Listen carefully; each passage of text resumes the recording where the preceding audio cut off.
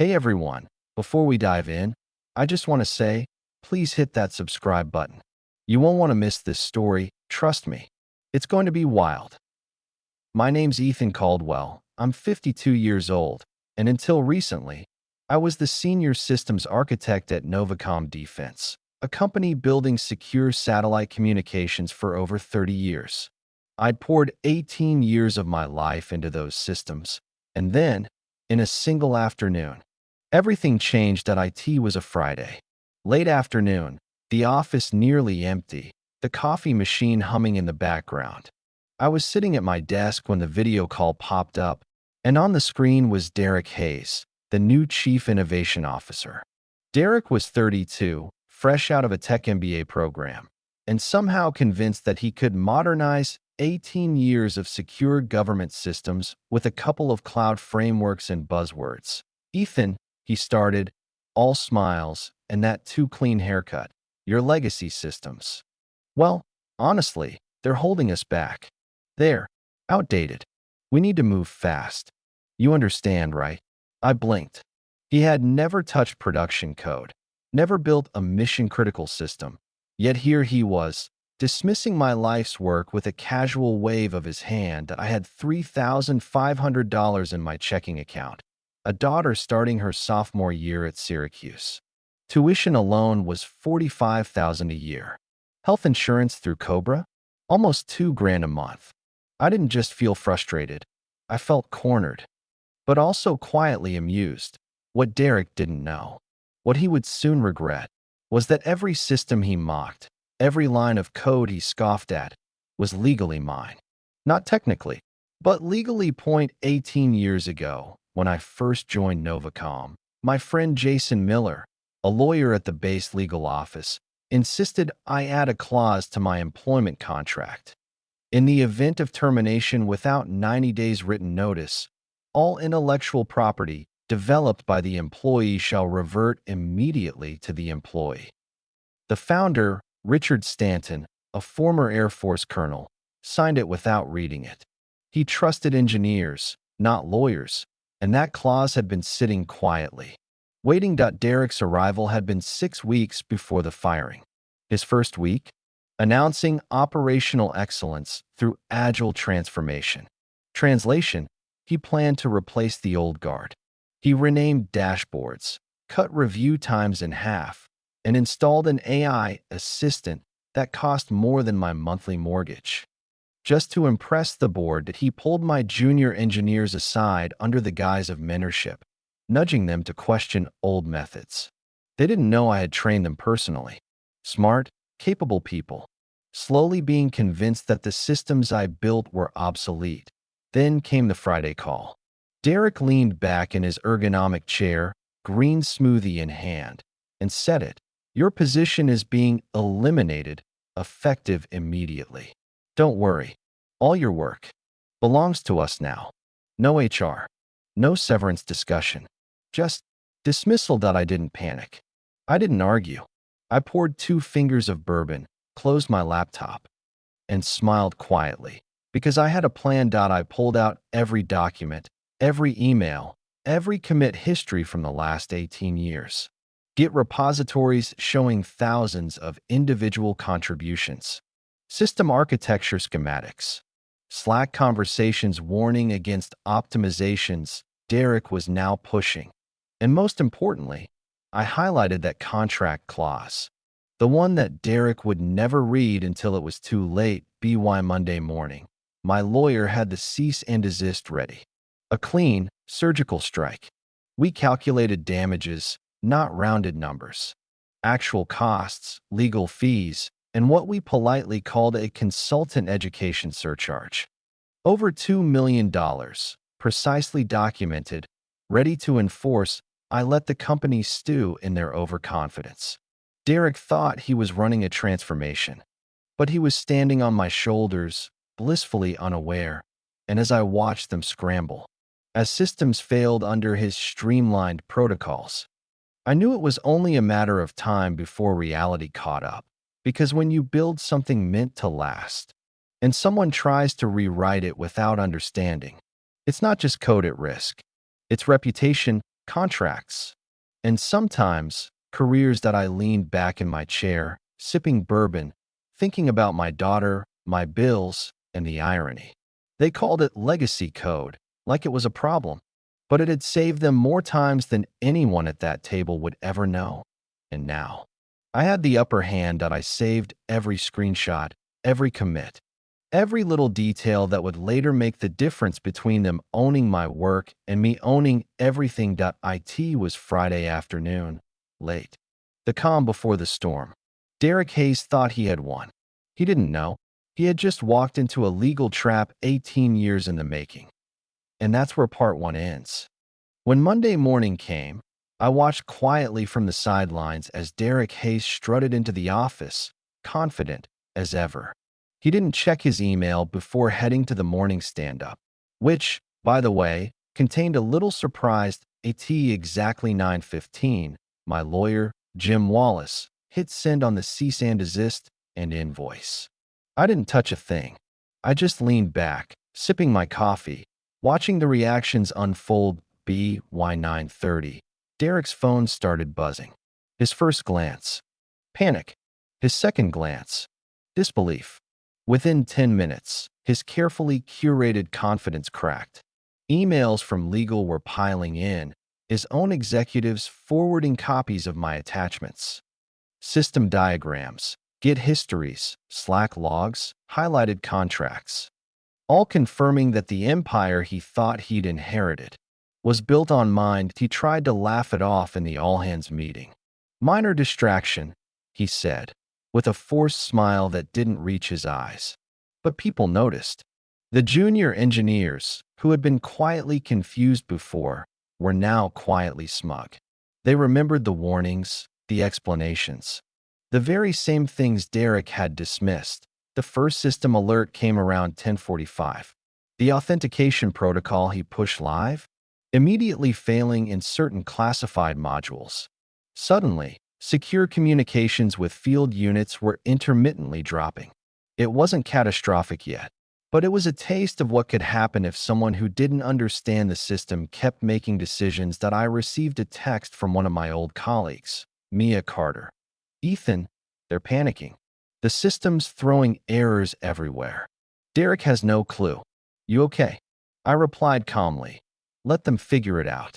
Don't touch anything. Document everything.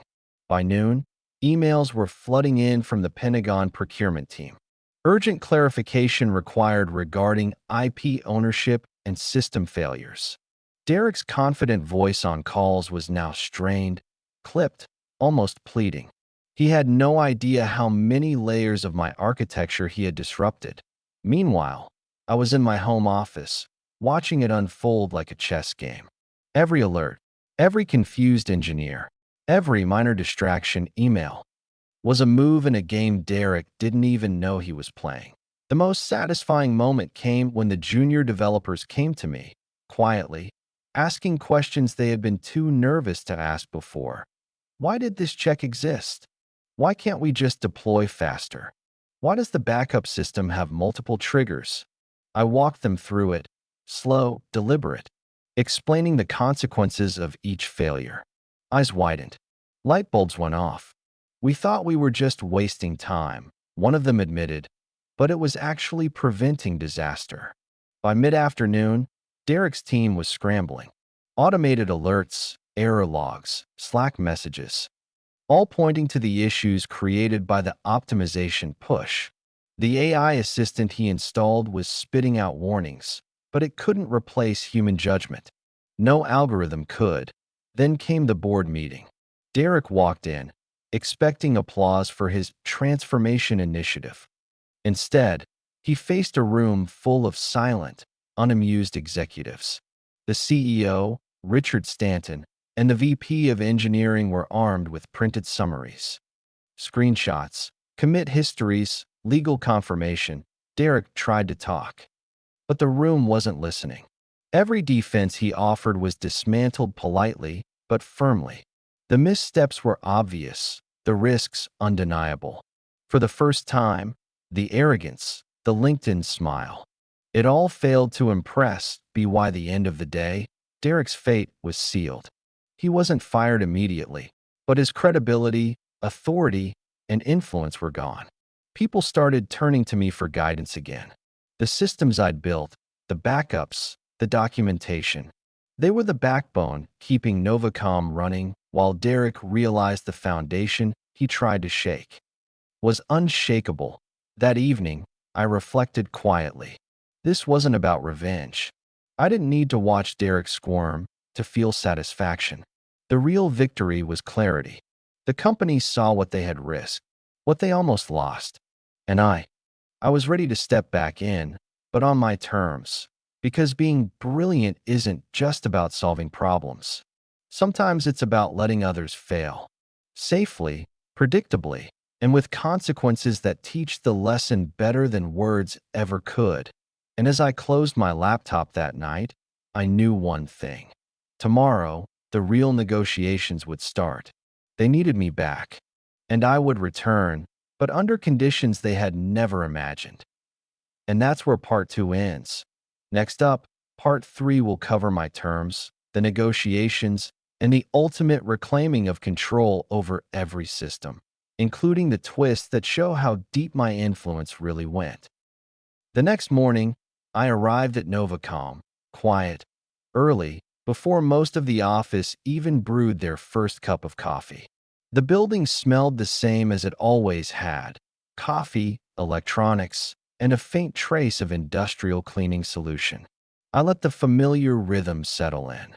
Grounding myself, Derek Hayes was already pacing in the corner office, phone glued to his ear, a tight jaw, shoulders hunched. He hadn't slept. I could tell from the slight tremor in his hands when he gestured wildly at his screen. Panic has a scent, if you know how to recognize it. I walked past the junior engineers' desks. They were hesitant, whispering, checking their emails. Most of them had already forwarded my cease and desist and invoice to their managers, silently celebrating that the old system, the one they had criticized as slow or outdated, was the reason they were still employed. I was careful. I didn't need to gloat. I just smiled politely, said a few words of encouragement, and made my way to the conference room. That was where the real conversation would happen. By 10:30, the CEO, Richard Stanton, and the VP of Engineering, Lydia Moore, were seated. I'd asked Jim to join via video call. He had a way of making legal arguments sound so calm, so precise, that even the most confident executive felt exposed. "Tom," Lydia started, "we need to understand the scope. Can you explain exactly what's at risk?" I nodded slowly, paused, took a sip of coffee. Everything Derek implemented without proper oversight. Every automated protocol he pushed, every so-called optimization, it bypassed essential checks. The authentication system is compromised. The backups are intact, but only because they weren't deleted. If any of those safeguards had been removed, well, you don't want to imagine that scenario. Richard cleared his throat. "So what exactly are you proposing?" I leaned back, calm, deliberate. "I'm not proposing. I'm stating terms. I will return, but under conditions that ensure this doesn't happen again." I pulled out the contract. My eyes scanned the yellowed highlight of Section 7.3, the clause that had lain dormant for 18 years. Derek had thought firing me was the solution. It was the trigger, my intellectual property. Full ownership. Any access you have is a license, revocable, month by month. Every system, every line of code, every backup under my control. You want to use it? Fine. But you operate under my rules. There was a silence that could have filled the Grand Canyon. The board looked at each other, then back at me.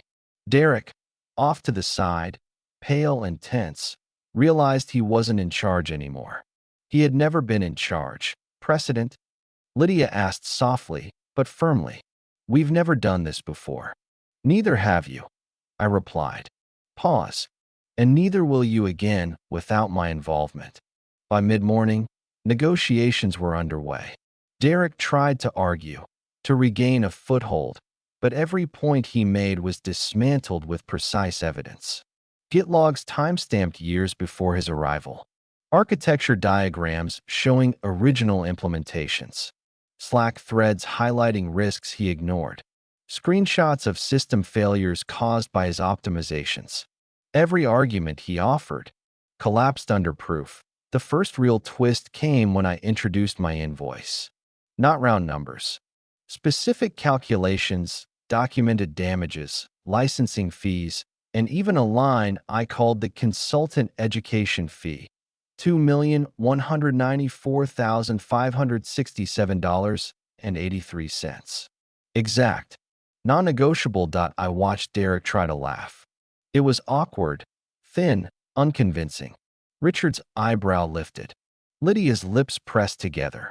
This wasn't a negotiation anymore. It was accountability in real time. By late afternoon, the board agreed. Not because they liked it, but because they had no choice.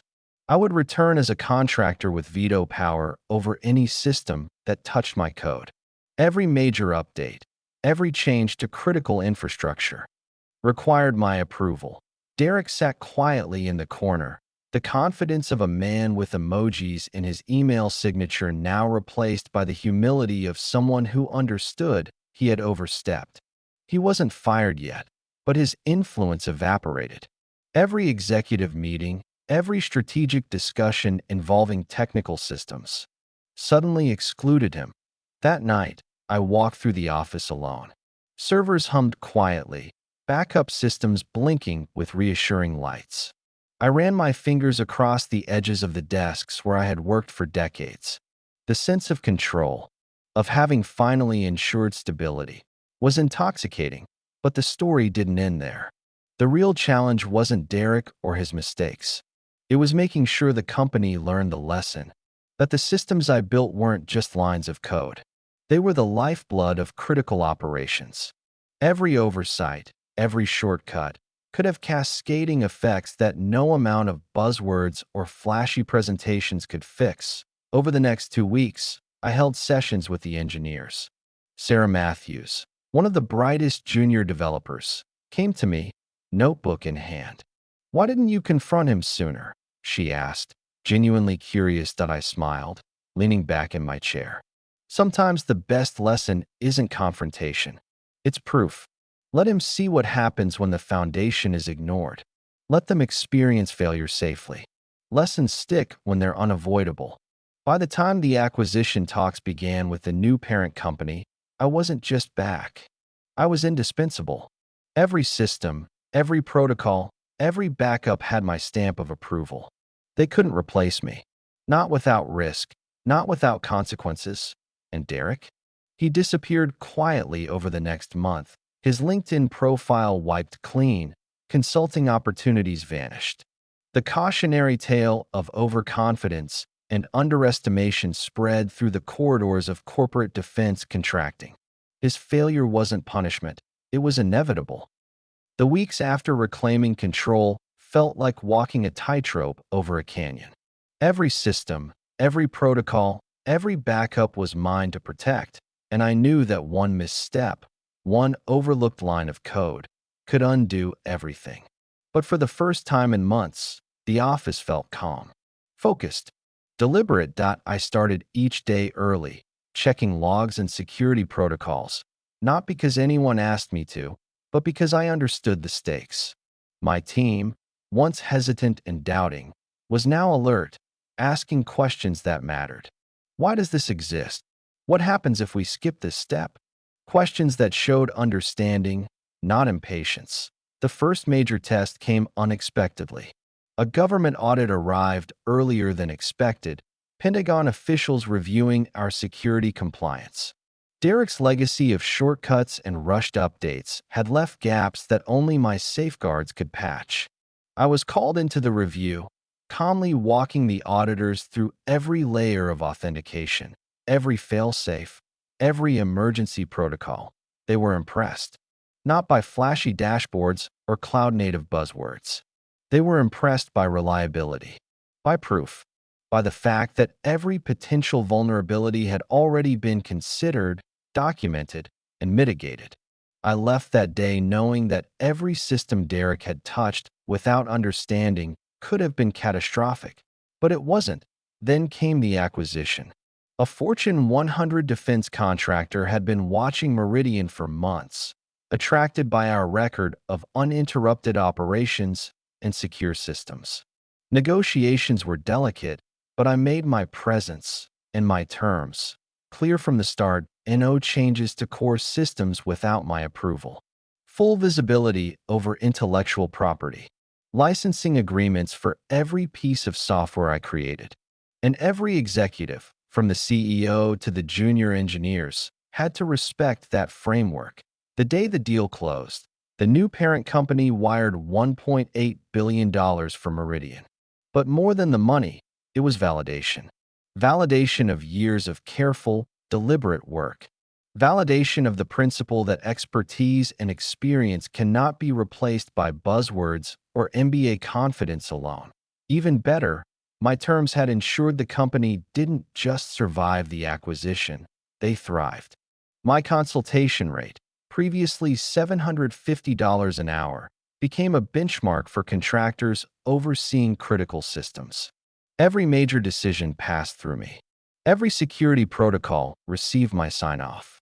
Derek's shortcuts were gone, replaced with systems designed to survive mistakes, crises, and mismanagement. The junior engineers, especially Sarah, flourished under this new regime. She approached me one afternoon, a hint of awe in her voice. "I think I finally understand. It's not just code. It's responsibility." I smiled. "Exactly. Every line you write could affect someone's life, someone's safety. Don't ever forget that. The fastest or most clever solution isn't always the right one." By the end of the first quarter under the new structure, we landed a $400 million contract with the Space Force. It wasn't flashy. There were no headlines, no media coverage. But the contract was solid, built on confidence that the systems would perform exactly as intended. Derek's modernization had nearly cost us $800 million in lost contracts. My careful, deliberate approach not only prevented disaster, but earned additional business. And Derek? I never contacted him. His reputation in the industry quietly faded. No LinkedIn announcements, no consulting opportunities. The lesson had been learned without my interference. Arrogance and shortcuts, when paired with responsibility over critical systems, don't last. The final twist came from within. The new parent company's CTO, Patricia Reyes, invited me to lead a seminar on technical risk management for all their engineers. Not because they legally had to, but because they had finally realized the cost of ignoring expertise. "Tom," she said, "we want everyone to learn from what you've built. How to protect, how to maintain, how to foresee problems others might miss." I agreed, not out of ego, but out of purpose. These sessions became a new kind of mentorship, focusing not on speed, not on disruption, but on building systems that survive and thrive under stress. Sarah and other engineers attended eagerly, notebooks full, questions sharp. Over time, my role evolved. I was no longer just a consultant or contractor. I had become the technical conscience of Meridian, a guardian of knowledge, a protector of legacy systems, and a teacher of responsibility. And every time I walked past a server room, I smiled. Because I knew the systems were solid, because I knew the team was learning, and because I knew that sometimes the greatest innovation comes from knowing what not to change. That I still get emails from recruiters tempting me with offers to revolutionize other legacy systems. I delete most of them. The lessons I learned and the systems I built are rare. My priority isn't chasing the next shiny opportunity. It's protecting the foundations, mentoring the next generation, and ensuring that when change comes, it's thoughtful, deliberate, and accountable. And sometimes, late at night, when the office is quiet and the servers hum softly, I think of Derek Lawson. I don't feel anger. I don't feel vindictive satisfaction. I feel the quiet pride of someone who built something that couldn't be broken by overconfidence, shortcuts, or arrogance. That, in the end, is the real victory.